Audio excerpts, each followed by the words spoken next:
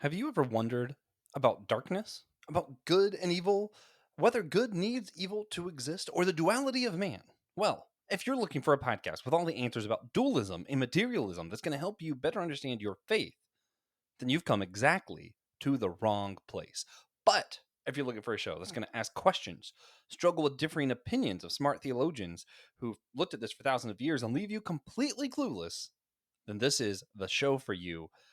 This is a show designed to give you more questions than answers. I am Joshua Knoll, and I'm just a dummy who loves God and theology, and I hope to show my love for God by studying and thinking deeply about topics that people smarter than me have been thinking about for thousands of years. I told you we were starting with the Bible. We're not doing an exegesis. We're not studying the Bible. I'm just going through, and as words make me think of different theological concepts I want to talk about, we're talking about it. So we started with Genesis 1:1. We talked about in the beginning what time is. We talked about God, whether who or what God is. We talked about the heavens. We talked about what it means to create. Why did God create? Now we're in Genesis 1:2, and we see that in the beginning, when God created the heavens and the earth, there was darkness, and God was hovering over the oceans. There was darkness. There was nothingness, emptiness. We talked about whether nothing could exist or not last time. This time we're going to talk about what is this darkness? Did God need darkness? Is there have to be light and dark? If you watch the Supernatural series, I'm a big fan of the show. God had a sister. The sister was darkness, and he enslaved darkness because, God had to beat darkness. And all throughout Christianity, all throughout world religions, all throughout human history, even some of my favorite theologians have struggled with this idea of whether dualism is necessary, whether it should be part of our religion, whether it defines man. Is man just body and spirit? Are we dualist in of our own existence? So before God creates anything, there's darkness. Does that mean God did not create darkness? Is it because darkness and God are equals? Some people believe to understand light, or for light to exist at all, there has to be darkness. Oftentimes, light and dark are viewed as two sides of the same coin. A lot of religions, they don't do this, oh, there's good and evil. It's more there's light and dark. And, there's masculine and feminine. There's moon, sun. Not one's not evil, one's not good. They're just yin yang, two different things. And it creates balance in our universe. A lot of like what you see in Star Wars, the whole balance of the force, that comes from these kind of more Eastern thinking religions. But in Genesis 1 2, there is darkness, there is God. At the same time, God didn't create the darkness. Or if he did, it doesn't say so. A lot of people are going to point to Genesis 1 1. God created the heavens and the earth. Well, if that's first, he created darkness when he did that. No problem. But if that's not first, then earth and darkness existed before God created, which is where, if you go back to our last episode, I talk about some people will interpret it when God created the heaven and the earth, there was darkness, there was earth. If that word when is there, then that means darkness and earth were already there. If it's not there, seems like the story is suggesting that darkness and earth already existed. Also, both of those kind of rely on a literal interpretation. If you're not literally interpreting this, hey, it's symbolic, don't worry about it.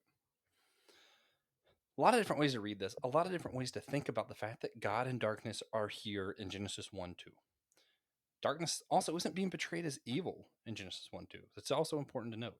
God created the day, there was night.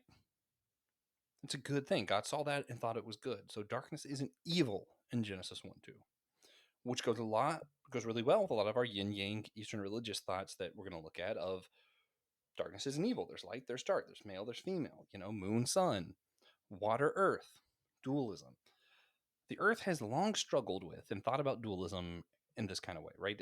There's this sense of the material and the spiritual dualist. There's this like how we think about the doctrine of man. Are we body and soul, or are we body, soul, and spirit? That's another argument that we're going to get into. Today, we're going to mostly focus on dualism as a cosmological belief. Light and dark have to exist.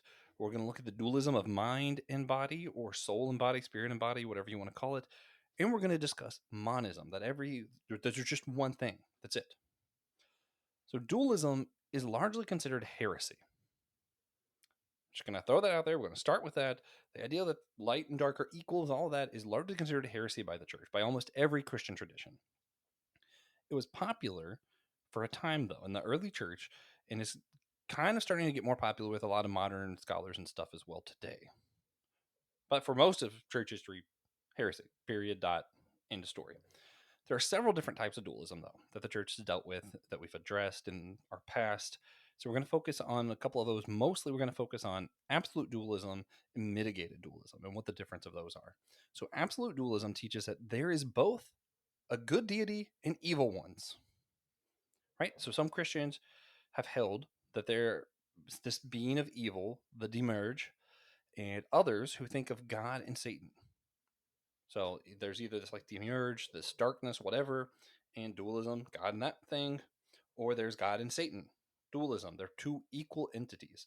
A lot of our Gnostics, if you're talking about Gnosticism, people talk about that. That's largely this kind of stuff. If you ever hear that term thrown out there. Again, we think of Eastern religions. They believe in more traditional, like good and evil. It's not good and evil. It's light and dark, yin and yang. C.S. Lewis's argument for God against dualism. I love C.S. Lewis. Y'all know I love C.S. Lewis. But when C.S. Lewis talks about, oh, dualism doesn't make sense because if we're going to say there's good and bad, then we're saying that bad is bad compared to good. But that's not what the dualist is arguing. The dualist does not argue there's good and bad. The dualist argues that light and dark are both good. But that does get into, if we're going to go back to Lewis's arguments, it gets into, well, then how do we know what's good and what's bad? There does still seem to be this distinct thing in people of good and bad. And dualism doesn't actually answer that because it says that all things are good. But we know that there are some things we do not consider good. So I don't like Lewis's argument of, oh, see, dualism doesn't make sense because we say some things are bad, and if they're bad, then that side is obviously worse than the good side. But that's good and bad isn't what dualism is about. So Lewis's argument actually isn't addressing what dualism really is. Kind of a bad faith argument. I think probably from ignorance. I love C.S. Lewis, but just kind of how I view that. But his overarching argument, because his argument against dualism comes from mere Christianity, his overarching argument that all humans have a sense of what is good still stands true, especially in the face of dualism where all is good. So his argument against dualism is wrong, but his overall argument still addresses the issue that I think we need to address when we're thinking about dualism. Um, Going to mitigated dualism. So we're talking about absolute dualism is there's this good and evil entity. Mitigated dualism is this belief that there's the material and spiritual. So there's flesh here, and then I have a soul, right? There is rock outside and some kind of spiritual thing about that rock. Those kind of things. God is completely transcendent in this view. God is not in creation. He's not in us. He is not part of the physical world. He is only part of the spiritual world. That's mitigated dualism. Also, again, largely treated as heresy because if God cannot be in us, if the material and spiritual have to be separate, then Jesus' death could not be what we say it is. Because Jesus, God, had to die and come back. That is a sacrifice that had to happen for atonement to make sense. Of course, that depends on what kind of atonement view you have. Last episode, I did a crossover systematic ecology, talked about different atonement theories. But for most of our views of atonement, we need God to be God when he makes that sacrifice. Jesus needs to be God for that sacrifice to amount for what we want it to amount for, what we believe it does. So we can't fully separate the physical and the spiritual like mitigated dualism does, and also explain most views of atonement when we think of who Jesus is. So that gets to our absolute mitigated dualism. That is the like cosmological dualism. We're talking about that stuff. Switching gears a little bit to the mind-body dualism that gets talked about, it's a whole other thing altogether. This belief is more about man than it is about God and the cosmos or anything like that. This is the belief that man is made up of physical and spiritual. The belief was made popular by Aristotle, not made popular through Christian ideas, but Christians largely took up the idea. And it's that the mind is a part of us that's separate from our bodies or our brain, right? Separate from my brain, my mind has this thing. So there's a lot of things that my brain, like my instincts, all this stuff might lead me to believe that can't easily be explained by things of the brain or things of the body. So a lot of Christians are going to hold a similar view to that today, even that there's this mind and body or soul and body, but there's also going to be this tripartite. I don't know. There's also this trichotomy that view that people hold of man, of there being a mind, a body, and a soul. That there are all three of these things. So that's a little bit of a disagreement that you'll see in dichotomy, trichotomy. Most people fall in the dichotomy belief these days. I prefer trichotomy. I'm a weirdo. Check out systematic ecology. I'm known as Josh with the wrong opinions. It's probably one of them. It's fine. It's whatever. There are many arguments for and against when we're talking about the mind-body dualism view. Largely when we view things like brain damage, we see that brain damage impacts what we think of as the mind. So we can't really fully separate the body and mind. I mean, if you think about it in that way. Another other implications of this, where we see a lot of disagreements in the church, there are periods where certain traditions taught that the body itself was evil, our physical body, our flesh is evil, and that our mind and soul is good. So we need to deny our body for our soul's sake. Some Christians were taught to fight against their own body's desires, kind of stuff. More recently, there's been a lot written and view kind of in favor of our bodies and souls being one, of the embodied spirit. So again, Greg Allison, I plug a lot of his stuff, but he writes some pretty good stuff on this. The Embodied Christ, I think, is one that everyone should check out. Great book. Okay, finally, we're going to talk about monism.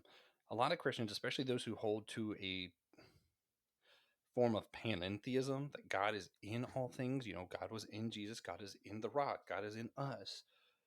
Not that God is those things, but he's in those things. They're going to claim that no form of dualism can exist, that God and creation are one in that way. Not that they're completely the same, that God is creation, but God is in creation. Um, Although pantheists believe that God and creation are the same, different than panentheism, that in is God is in things. So panentheism and pantheism, two different things, but both actually would hold that dualism can't exist. If God is everything, there's no dualism. If God is in everything, we can't say there's this dualism either. So these views are under the umbrella that would be known as monism. So that's not to be confused with monotheism, that there is one God. A lot of people who do believe in some kind of dualism still think there's only one God, especially if we're talking about like mitigated dualism, right? So the Catholic Church has made clear that all forms of dualism, other than the mind-body dualism, is a form of heresy. And that was made clear from the Catholic Church by the 13th century, and it's kind of just been played out into a lot of our Protestant churches. Sometimes in your more mystic traditions, your Orthodox traditions, you'll see a little bit of divergence from this. For the most part, things of the cosmological dualism is just, we can't go there. Things of, you know, mind-body dualism, iffy. Monism typically is where most of the church wants you to be. Whether that's true or not, who knows? But that's just, when we look at the history, that's what we're going to see. Speaking of the history, so when we go to church history, we look at Bible verses on darkness, and we see that darkness is also seen as beautiful. You see some verses that kind of almost hint at a form of dualism, not mitigated or absolute. It's almost like more abstract than that. So look at Psalm 74:16. The psalmist writes, "Yours is the day," talking to God, "yours is the day, yours also is the night. You have prepared the light and the sun." So God made the day and the night, the light and the dark. Isaiah 57, "The one forming light and creating darkness, causing well-being and creating disaster. I am the Lord who does all these things." So God is speaking here saying, I created the light, I created the darkness, I cause well-being for people, and I cause chaos to happen. Which is crazy because, the Bible also says God is a God of order, not a God of disorder. Really brings that inerrancy stuff up into question. It's why I'm like more of a soft inerrancy kind of guy. But I see here going, wait a minute, God created disaster, the God of order. We'll talk about that. We'll get to that in the next episode, actually, when we talk about, can the God of order create chaos? And we'll even talk about surfing in the next episode. And Pastor Will join us, who is a Lutheran pastor who loves surfing. So it'll be a fun time. Another verse I want to look at real quick. 1 Kings 8:12. Solomon says, "The Lord said that he would dwell in the thick darkness." A lot of Bible verses all throughout talk about darkness in a beautiful way, in light, that God loves the dark. Yes, there are verses that people throw out of, oh, only bad things happen at dark, or, oh, you should stay inside at night, or, whatever. Those exist. But also these verses of dark being beautiful, of God creating both day and night, of this kind of God creating the dualism that we see around us, those verses also exist. So You can't throw the baby out with the bathwater. You got to hold both of those and make sense of them for yourself. I'm just a dummy. I can't make sense of it for you. I just want to point out that these things are there. All right. Then we're going to get past some of those Bible verses, not past them, but we're just going to go through some more history. Looking at the apostles, they were already fighting against a form of dualism that emerged in the early church. We talked about it before, Gnosticism. So Gnostic dualism existed during the writing of a lot of our New Testament, and the apostles address it. Gnosticism taught that our bodies were evil and creation was made from an evil entity that was holding the spark of light from God or goodness. In this belief, our goal is kind of more to have our mind and soul overcome our bodies, that our souls will ascend, our mind will ascend the material. This was declared a heresy for many, many reasons. Um, Chiefly, Christ could not raise himself from the dead unless he had control over the physical. Not transcend it, but control it, command over it. Sin is taught to be a departure from God. If evil is equal to God and contains him, then sin is no longer departing from how things should be, but rather conforming to it or a different side of it. So we're going to say that sin is departing from relationship with God, then we can't have this dualism view because God and evil are equals, so it's not really departing from anything natural. This view also makes material eternal, because only God can raise souls and lift us into eternity. So if we're going to say that material and soul, spiritual, are two different equal entities, then the spiritual God could not create the material, especially if we're going to say material is evil. We can't say that came from God who is good. It just doesn't make sense. This view, it's just, yeah. It's antithetical to the Bible, antithetical to the church's view of salvation, most views of atonement. It just doesn't work. So Gnostic dualism, yikes, yuck, bad. A little bit further, Manichaeism. I'm pronouncing that incorrectly. I know that. I said I was a dummy at the beginning of the episode, so just don't hold this against me. I'm just gonna say manic because I'm not gonna try to say the whole word, but it's the next dualist belief I want to look at it, and it's the next one the church considered to be a heresy again. Surprisingly, it came from Gnosticism. It have borrowed heavily from other religions, though, like Buddhism, Zoroaster. I don't know, I'm going to try and say it. Today's not my day, guys. This was the belief that our souls are part of God and have fallen to the world. So our souls are God, just parts of him that fell down to the earth. And this belief taught that if we learned who we really are, we found ourselves, that we would transcend the evil material world into the presence of God and become one with him again. So this view allowed for the power of God better than Gnosticism did, because God's still over us. There's still parts of us that God is reaching out towards. It didn't constrain him to evil the way that Gnosticism did when we think about Jesus. But it does claim that we can save ourselves, that I can just realize who I am and that will save me. And that negates the purpose of Jesus. Jesus didn't need to atone for anything. There's no point in Jesus in this scene. So again, if you're going to rule out Jesus being necessary, the church is going to have to look at that and go, yeah, this isn't Christianity more. This is more just self-help, spiritual self-help. So that's not Christianity. So we call that a heresy, move forward. Because again, if you can just save yourself, there was no point in Jesus. There's no point for our religion or what we do. That's completely valid point. That's something that we can argue about. But at that point, we're no longer arguing as Christians and other Christians who believe different. We're arguing as Christians and non-Christians. So a lot of these different views of dualism, alongside some others, still impacted and changed church thought. So I'm not just talking about this fun history of things that people believe that we don't anymore. It did impact the church. Thinking through these ideas and rejecting them is how the church came to be more supportive of teachings around that mind-body dualism that Aristotle taught. So we're looking at these things and we're saying, no, that doesn't make sense. But some of this dualism stuff still seems to have some kind of rhythm to truth. And that's where a lot of the church came in line with that mind-body dualism that Aristotle taught. Not looking at a Christian next we're going to look at Immanuel Kant. He believed in that same kind of mind-body dualism that Aristotle taught, claiming that there's like different kinds of things that we have instincts to do, much like the animals. But then there are things that humans can transcend that kind of thought into something else. Like there's something different than just instincts and survival that our minds are doing. Kant taught that there are differences in the thoughts that we have caused by our desires and the thoughts of just pure liberty, occasionally to our own detriment, even, where we see that people put themselves in harm's way for liberty's sake, not for anything that would help survival. And when that's happening, you're going against the survival instinct. To him, that was proof of something more going on in the human than just brain instincts, etc. I mentioned C.S. Lewis earlier. I'm talking about him again. He argued, again, for this kind of distinction, this mind body dualism almost, but he ultimately claimed that the only logical explanation is that God had to exist for our minds to exist as something separate. So if you look at how we think, if we're going to say that that just came from someone else and that came from someone else, at some point we're either going to say that all of our logic and thinking is just senseless and based on nothing, or we inherited the way that we think our minds from something higher than just ourselves, and that would be God. That's Lewis's large kind of my summary of his argument.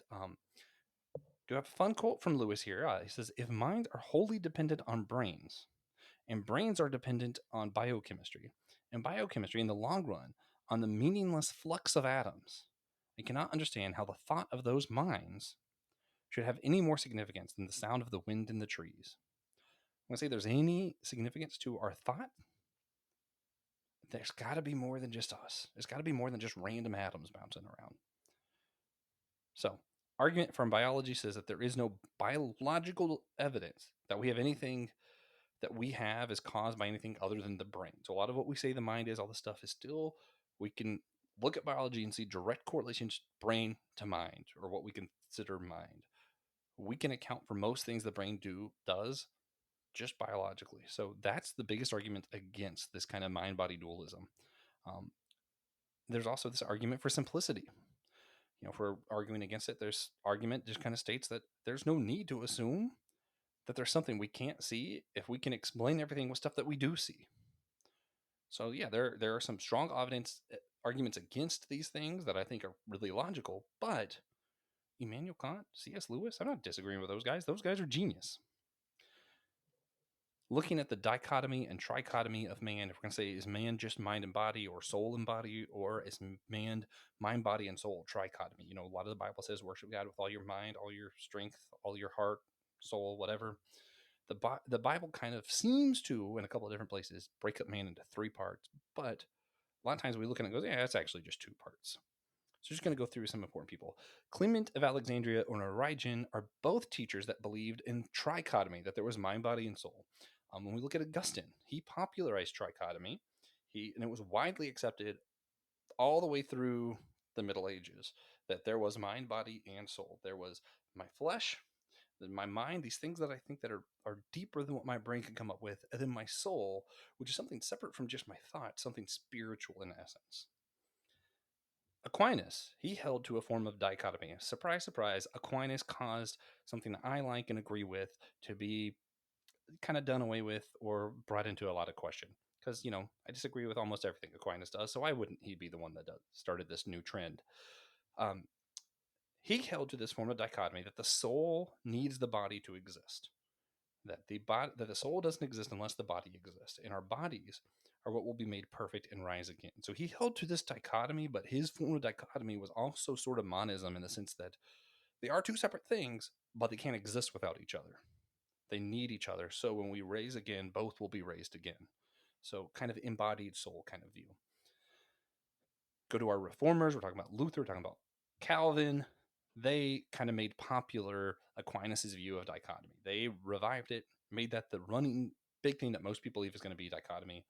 Luther's view of two kingdoms, largely influenced by Augustine's City of God, contributed to the thoughts of duality, as well as exploring implications of these views. So even getting outside the mind-body stuff, when you look at Augustine, he wrote, the City of God, that we are really people who belong to the city of God, who are now ambassadors to our earth here today. We don't belong here, but we're ambassadors as residents, as citizens of the city of God. We are ambassadors to where we live today. So I'm an ambassador to America as a resident of the city of God. He was an ambassador to Rome as, as a citizen of the city of God. Luther has a very similar thing in his Two Kingdoms works, and that also kind of has this duality sense to it, even though it doesn't get labeled as such a lot of the times. When we think of the Puritans, this really changed a lot of the dialogue and a lot of the thoughts in this kind of mind body dualism stuff. Um, the Puritans taught that material and sexual desires were evil and that they needed to be overcome. They believed, which by the way, a lot of Buddhists, a lot of Hindus kind of stuff believe similarly that body desire needs to be overcome so for the spiritual, and once you overcome that, you reach enlightenment. Puritans are teaching something very similar, but would never use that kind of language. They believe that God would bless them in life and the next life if their desires weren't of this world. If they changed their desires not of sexuality, of physical things here, but rather of things of God, things of beyond, that God would then bless them with their desires of the things beyond instead of things here. The Bible teaches a lot about battling our flesh, going against our desires, self-sacrifice. The Bible teaches a lot in favor of those things. So it's not that this is without cause. It's not that this is without any logic. It makes sense. Obviously, I'm not a fan of it, but that's something that Puritans taught. That's something that's been throughout all church history, is this mind-body dualism, you know, soul over body kind of treatment rather than body and soul together. So more recently, we have a lot of books being published, though, that are doing that. I mentioned earlier the Embodied Living as a Whole People in a Fractured World by Greg Allison. Check it out. Please do it. It's worth it. Also, got to look at our Catholic and Orthodox brothers. When we look at those churches, they pushed a lot against the Puritan thought. They claimed that our bodies and desires were also places that God and that sex and material are meant to be. that God placed these desires in us. They're meant to be there. That's why God put them there. We're meant to enjoy them, but we're meant to enjoy them the way that God intended us to. So sexual desires, flesh desires aren't evil things that we need to ascend, but rather they're things that we need to appreciate and nurture the way that God intended for us to, because it's a gift he gave to us. There's a lot of which you hear that more and more in Protestant churches as well, but a lot of that was the pushback from the Catholic and Orthodox churches against the Puritans. And I'm thankful for it, because that really helps us see where I think God's heart is in a lot of this. Again, not doing away with the Puritan stuff, not saying all that stuff is wrong. I'm showing my colors here, what side I agree with more. Look at John Piper.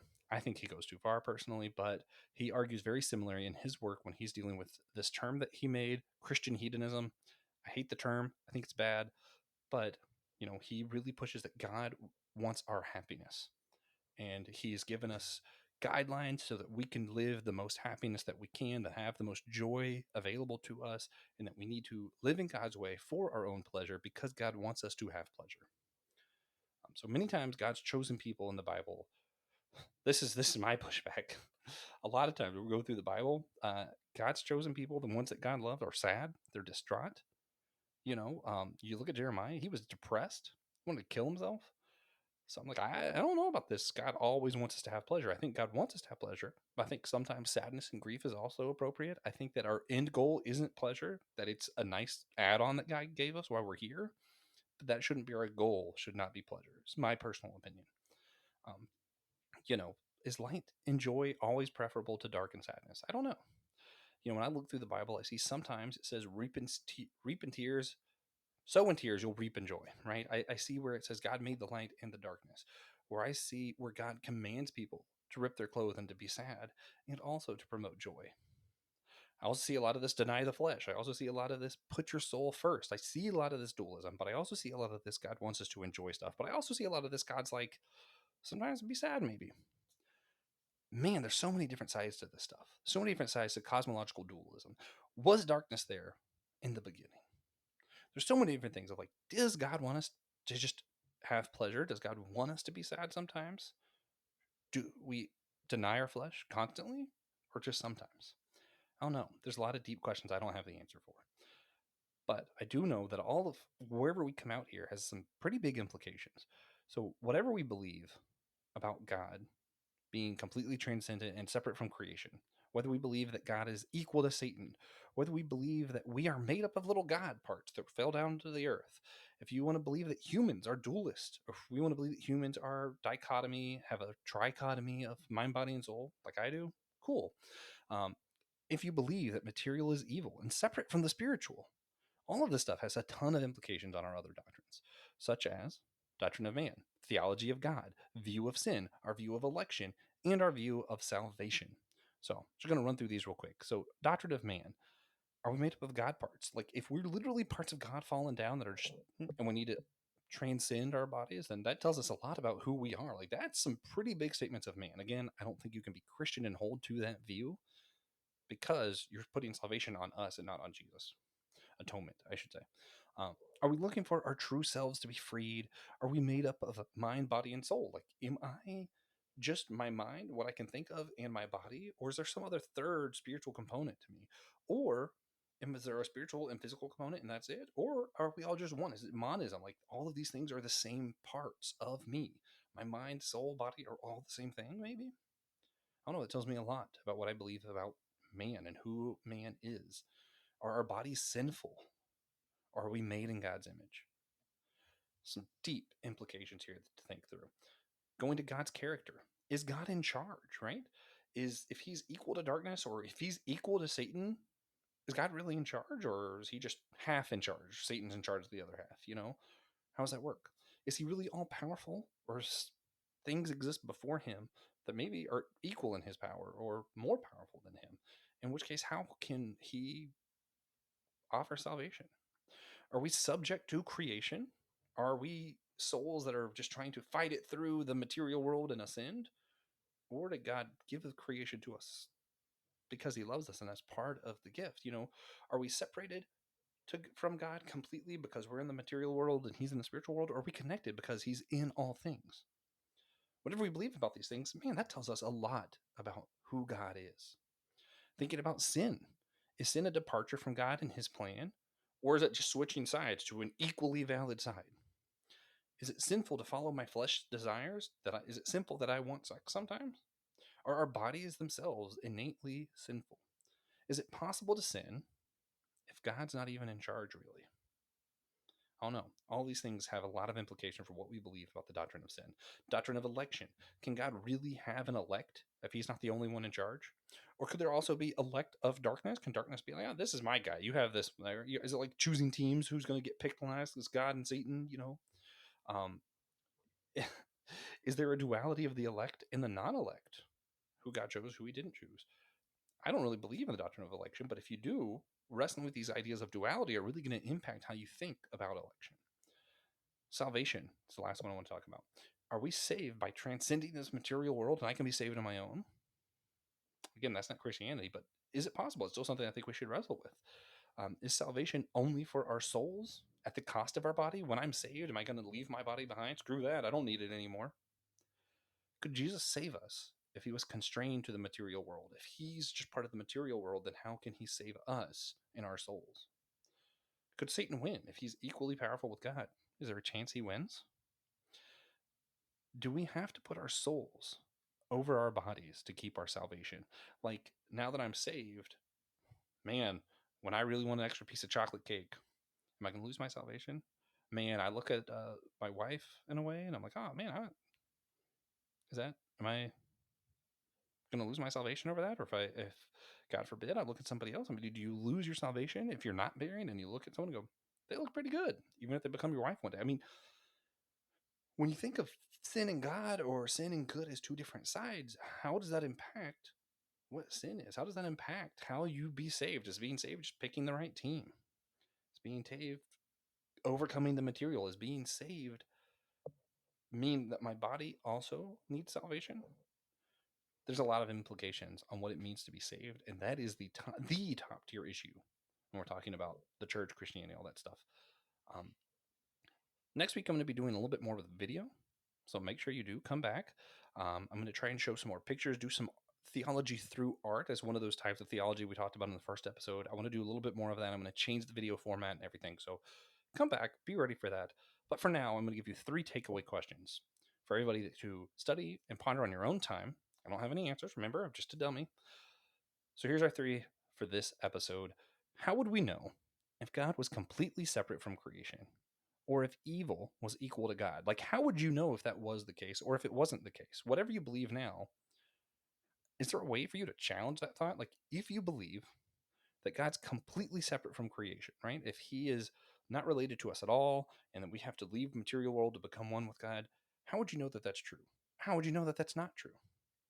If evil is equal to God, if they're, God and Satan are equally in charge, what could I look to in this world that would tell me that that was the case or tell me that that's not the case? What would things look like, whether you're right or wrong? How would you be able to look at that and view it, observe it? If your view on the material and the spiritual was proven wrong, how would that change your action towards others, yourself, and God? Let's say you believe that your soul needs to overcome your body, that you have to, beat your body daily, deny yourself daily kind of stuff. If that's your whole view, that you needed to deny your body's desires like the Puritans, to put God's desires, spiritual desires first, if that's how you're viewing that duality of man, and it was proven wrong that that's not the case, you didn't need to do that, how would that change your actions towards yourself, what you allowed yourself to enjoy? And how would it change your actions towards God and how you appreciated him? Now let's flip it. Let's say you're more like me.